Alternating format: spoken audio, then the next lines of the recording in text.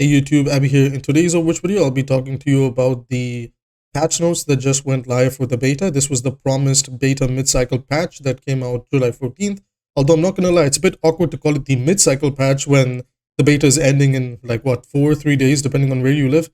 Anyways, let's get started. For the tank heroes, Doomfist's power block has gotten a change, and that is the minimum damage mitigation required to empower the rocket punch has been reduced from 100 to 90.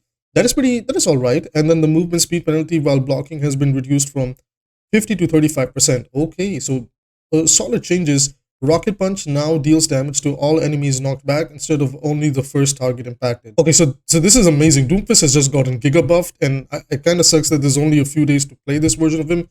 But this is like my biggest complaint. Anybody that watches my live streams and have been watching me practice the new Doomfist was that Doomfist barely had any kill potential. Like, he was powerful with the way he could like start engagements and everything, but like it didn't really feel like after your initial dive, it doesn't really feel like you do anything. And Rocket Punch like was definitely like very like it just felt odd to use sometimes, and even some of its interactions felt all over the place. But I definitely think that the fact that it can now deal damage to everybody that it hits is a big game changer. And I think Doomfist well, I actually think it might be overpowered and might be the best tank with the beta, maybe competing with Zarya and Wrecking Ball. I don't know. We'll have to see, right? Because there's other changes too. Speaking of JunkerQueen and tanks, so commanding shout, the radius has been reduced from 20 to 15 meters. The allied bonus HP now decays over its duration. The maximum duration increased from 4 to 5 seconds.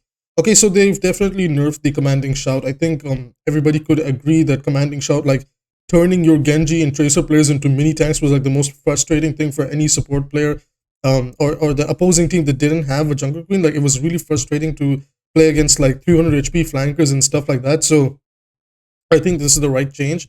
Although I would have approached it in a slightly different manner, but let's see how this one goes. The rampage radius has been reduced from 6 to 5 meters. Okay, so in case nobody knows, there's been like these weird and really funny clips that have been going around where basically JunkerQueen can apply her, anti and bleed to you when you're like nowhere near it.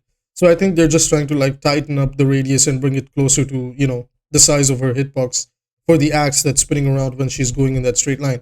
Next up, let's move over to Orisa. Orisa's Fortify has, now it now disables critical damage. So I'm assuming, again, they went back to the same philosophy that, okay, Orisa cannot be headshotted at Fortify. That's perfectly fine. I think Orisa's problems don't necessarily lie in the Fortify area. Javelin spin, the bonus movement speed has been, sorry, excuse me, English. Javelin speed, javelin speed, hello, guys, I'm so sorry, just waking up. Bonus movement speed from the javelin spin has been increased from 40 to 50%. Again, I wouldn't necessarily say this is the problem with Orisa. I think they have to maybe slightly reevaluate how the primary fire works, either tighten the spread or give it a little bit more damage, because again, I personally think Orisa's problem is that they've kind of designed it to be like this poke yet brawly character, but then like when she's up in your face, she doesn't really brawl that well, and when she's kind of poking at you from afar, the rest of her kit doesn't really do anything. So I think it's okay. Like, this is one of those things where it's like maybe on paper it doesn't seem that good, but it might actually end up being viable. So let's see. Like, I think this is a good change for Orisa. Like, it's definitely helping her out. So we'll see, because a lot of heroes have been adjusted. Moving on from the tank slot over to the DPS side, Sojourn, her railguns' fire rate has been reduced from 15 to 14 shots per second. Okay, that's odd. I don't think the primary weapon was a problem. The railgun outfire is that now the projectile radius scales with the energy level from 0 up to the previous 0.1 meters. The higher the energy level, the bigger the projectile radius. Alright, like, Sojourn was definitely powerful in this beta patch, and ever since she got her buff, she's been almost a must pick, I would say, especially at higher levels of play. So I think this is a good change. Again, I don't necessarily agree with maybe the primary fire, but the outfire, which is basically the big railgun shot, like the big laser beam shot, right? It was definitely powerful, right? So it was doing some unnecessary things sometimes, and even I felt that some of my gameplay. But I think this is good. I think Sojourn will still be a decent pick, but now like other characters may be able to compete with her.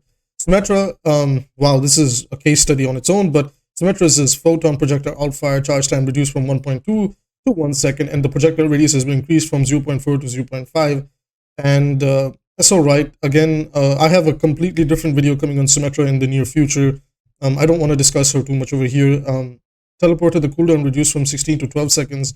Again, I don't have anything to say on Symmetra. I want to hear what you guys think about Symmetra, though.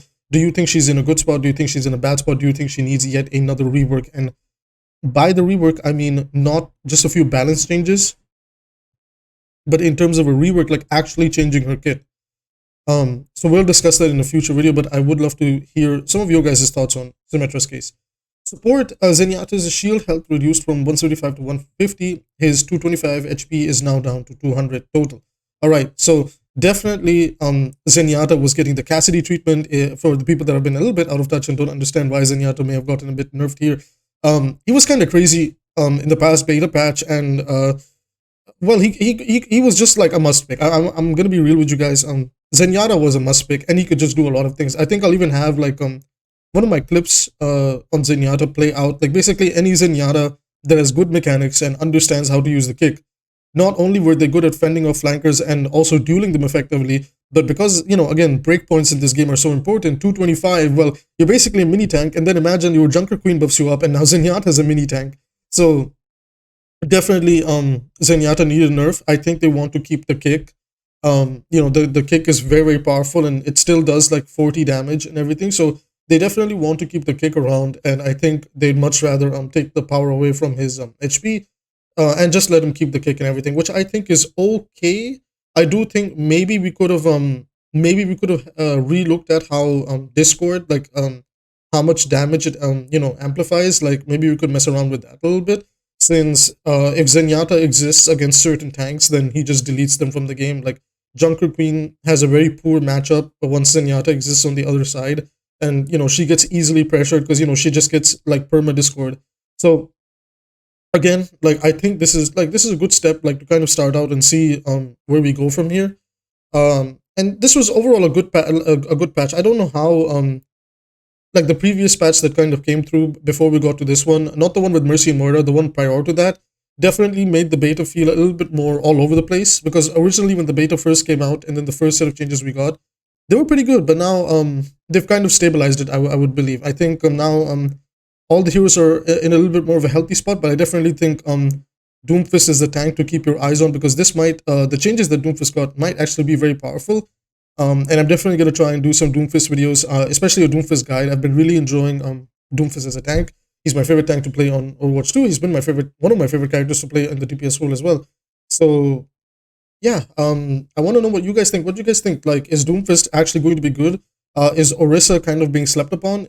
Despite the JunkerQueen nerfs, I think JunkerQueen will still be solid as long as the other side doesn't pick Ana, Zen, and any combination of Ana, Zen, Zarya. JunkerQueen is pretty solid as well. And yeah, what do you guys think? Also, what do you think of the Sojourn nerfs? Do let me know your thoughts in the comment sections down below. Liking and subscribing are free ways to support the channel. If there's any other type of Overwatch content that you guys would like to see, do leave them in the comments. I am more than happy to work on all sorts of videos related to Overwatch. With that being said, that's it for this video. Thank you so much for watching. I hope to see you guys in the next one. Bye-bye.